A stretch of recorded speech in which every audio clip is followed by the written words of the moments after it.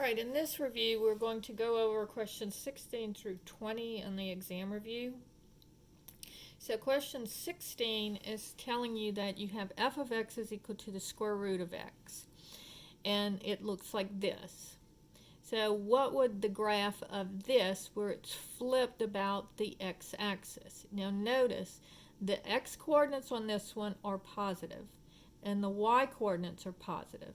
But on this one, the x-coordinates are positive, and the y-coordinates are negative. So this is a flip about the x-axis affects the y-coordinates. And so the negative sign is going to be on the outside of the parentheses because it's affecting the y-coordinates. Now, looking again at our parent function and then looking at this function, notice on this one, x-coordinates positive, y-coordinates positive. This one, the x-coordinates are negative and the y-coordinates stay positive. So this affects the x-coordinates. So the negative sign is going to be, it's a flip about the y-axis, and the numbers being affected are the x-coordinates. And so the negative sign is going to be on the inside of the parentheses or on the inside of the square root sign. All right? All right. Now we want to look at number 17. And this is a parabola. So I know that my parent function is going to be x squared. Now, let's look and see what's happening to it. It's being flipped over, so it is reflected about the x-axis. Then it's shifted over -1, so 1 to the left, or -1 x shift, and then it's shifted up 1, 2, 3, or a +3. So this is going to be in the x, affect the x-axis, and this is on the y-axis. Right? And then also notice when we also need to check for any kind of stretch. But notice that this one goes over 1 and down 1, and so there is no stretch involved. And so this is going to be f of x is equal to, and so I'm going to get everything set up. So the reflection about the x-axis is a negative on the outside. Right, because the y-coordinates are being affected. This one is a -1 x shift, so in the parentheses will be x plus 1, because remember it's always the opposite sign for the x. And then it's up 3, so that's a shift in the y direction, and so this will be +3 in the y direction. And so that would be the function that you would have here. All right. Problem number 18, you also need to give the function, and the parent graph again is going to be x squared. It's not reflected, and it's not shifted up or down, but it is shifted -1. So it shifted 1 to the left, or -1 x shift. And also notice that it's stretched, because when I go over 1, I'm going up 2. So it has a stretch of 2.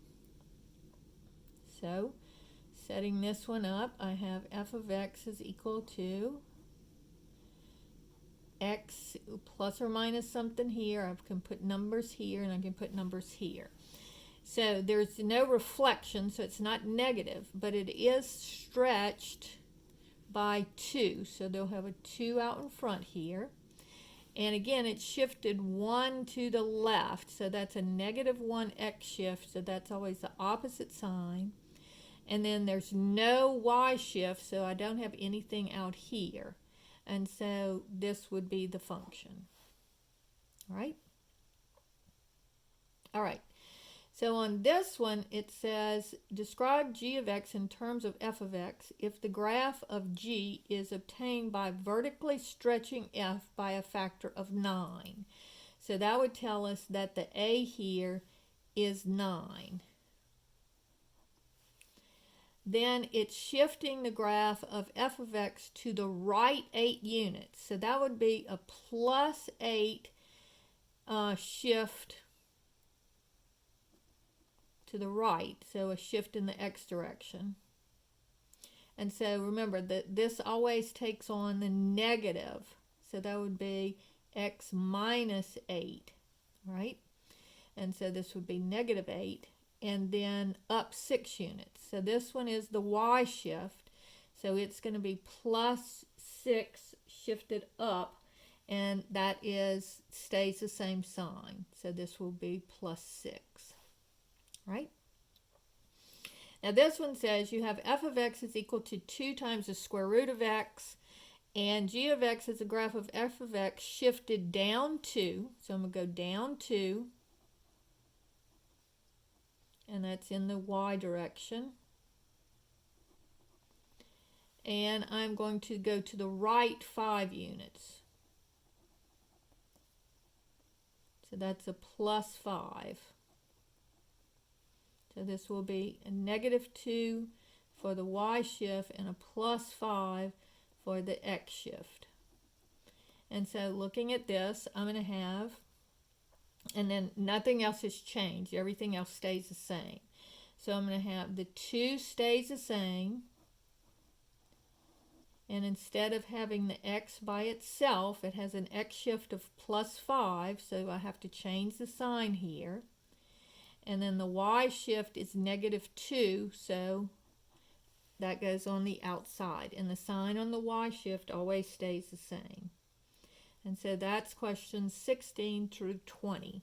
So it's looking to see, are you affecting the y values or the x values?